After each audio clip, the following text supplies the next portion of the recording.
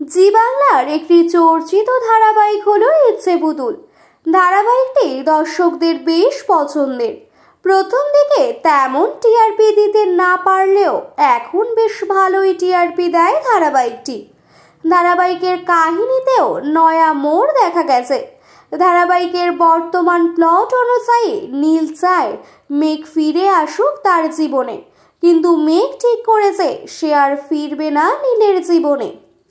নীলের মেঘের প্রতি এত দুর্বলতা দেখে হিংসায় চলে যাচ্ছে ময়ূরী, আর তাই সে রূপের সাথে হাত মিলিয়ে নতুন পরিকল্পনা করলো। মেঘ আর যিশু রায়চকে গানের অনুষ্ঠানে যাচ্ছে, আর এটাকে হাতিয়ার করলো ময়ূরী।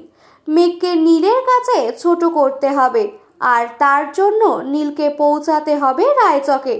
পরিকল্পনা মাফিক মেঘের নাম করে ময়ূরী একটা চিঠি নীলের কাছে পাঠায়। চিঠিটা পেয়ে নীল অবাক হয়ে যায়, তার কেমন একটা গরমিল লাগে পুরো ব্যাপারটাই। যে মেঘ তার সামনে কথা বলতে চায় না তাকে সরাসরি মুখের সামনেই বলছে ভালোবাসি না, সেই মেঘ আজ তার জন্য চিঠি পাঠিয়েছে। অনেক ইতস্তত হয়ে অনেক ভাবনা চিন্তা করে গিনির কথায় নীল চিঠিটা খোলে। চিঠিতে নীলের আমন্ত্রণ জানানোর কথাই উল্লেখ থাকে। রায়চকের গানের অনুষ্ঠানে 5:30টার মধ্যে নীলকে উপস্থিত থাকতে বলে। এর পাশাপাশি চিঠিতে উল্লেখ থাকে মেঘ কিছু কথা বলতে চায় নীলের সাথে। অন্যদিকে রূপ একটা লোককে টাকা খাইয়ে মেঘকে ফাঁসানোর পরিকল্পনা করে।